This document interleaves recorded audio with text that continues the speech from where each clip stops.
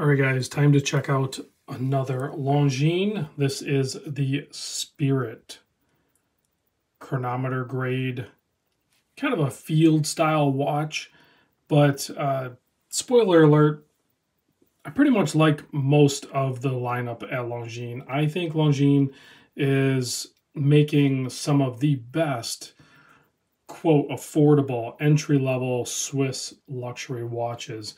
I think their models are probably the most well thought out, cleanest, most timeless designs that I've handled at their price points. They're a clear front runner in their segment. That's just the way I view them. So let's get into this guy here. This is, like I said, the Spirit one. It has a retail price of $21.50. There's a little hang tag. You can see there's the part number L3.810.4.73.6. I'll put a link in the description down below to exquisite timepieces down in Naples, Florida. Big thanks to the crew down there, Tim, Nick, and everybody else involved with working with me to get these watches in my hands so I can show them to you. So it's a very great system we have going, and I'm trying to take full advantage of it. So we're looking at a 40 millimeter case, a 49 lug to lug. You can see the, well, if I can get this focused here, you can see the center part of the end link here protrudes out a little bit longer, so that's going to extend your lug to lug, but it's not terrible. We just got to get the focus going here. And we are looking at a thickness of only 12.3, and that is extremely thin, and that is including a double dome sapphire crystal with AR coating. This part's going to be a little weird for some people. It's 21 millimeter lug width, bracelet tapers down to 18. You have a butterfly clasp. Not my favorite. I would like to have seen a fold-over clasp system, but that's just what they used here. You can get this watch either on metal, which I highly recommend getting watches on bracelet if you can, but you can also get it on leather. And their leather from Longines is like superb. It's beautiful. As best I can tell on the website, there's no price difference. So definitely buy it on the bracelet. See if you can pick up the leather afterwards. I think their leather straps sell for like $170, but if you can work it into the deal, I'm sure you maybe get a discount on it, or you just go with an aftermarket one. I mean, the only way you would go with the leather or the metal, in my opinion, is if you're just like complete 100% non-bracelet type wearing watch guy. So if that's the case, then yeah, don't bother with the bracelet. Either way, it's going to be $21.50. 6.9 millimeter screw down crown, keeping the 100 meter water depth rating on this. I'm going to do a quick zoom in here so you can see mostly the finishing on the case. We're going to look at that first. Beautiful deep brushing on this thing. Nice sharp lines transitioning to the polished. You have a polished bezel, but on the top side of the bezel, it's actually got some brushing done to it. So that is actually kind of nice. And then you have a well-matched bracelet. I mean, look how great that bracelet matches the case. On the case back, you have a multiple screws holding down the case back. And some information there. Spirit, 100 meter water depth rating, all stainless steel, Swiss made, all that good stuff. And then their wings, their logo. Let's take a look at the dial. Beautiful textured dial. There are a few different colorways. You can get this one in black. You can get it in blue. You can get it in green. The green one looks stunning.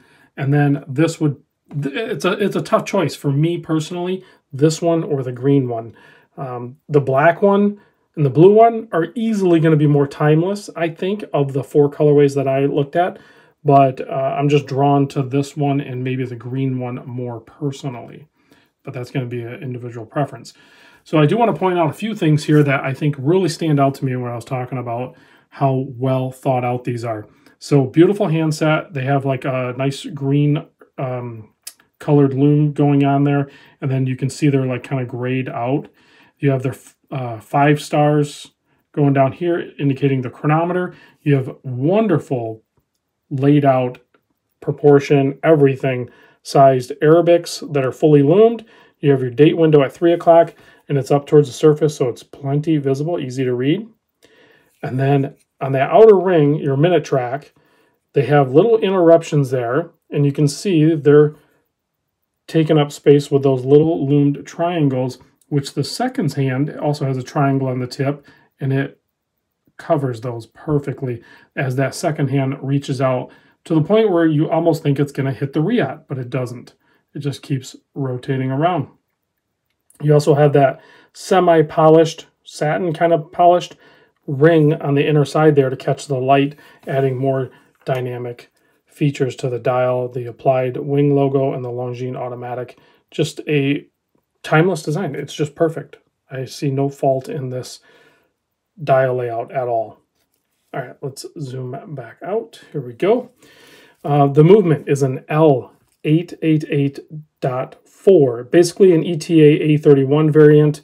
It's the progression of the ETAs, probably derivative of a 2892 or 3, something like that, if I'm guessing, because how thin it is and then how well done it is.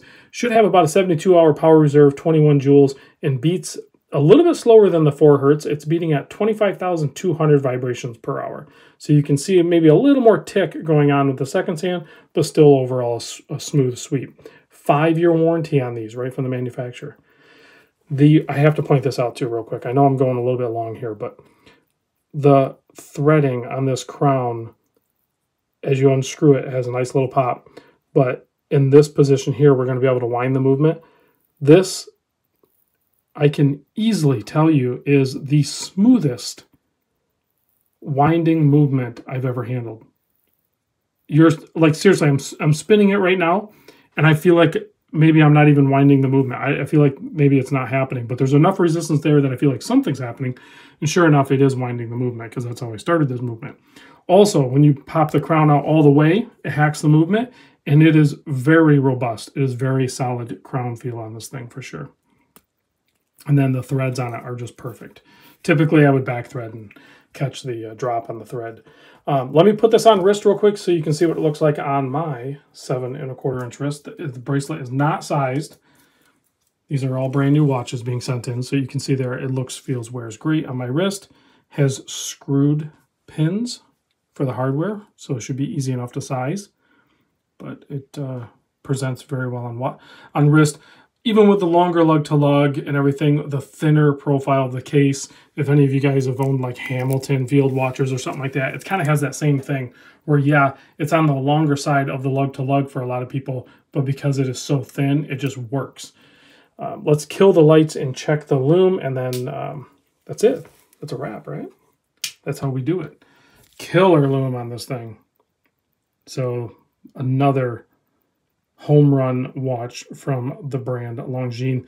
Even that little triangle on the second hand just kind of circling around there, and boom, covers those loomed triangles. I love that little feature. I don't know why.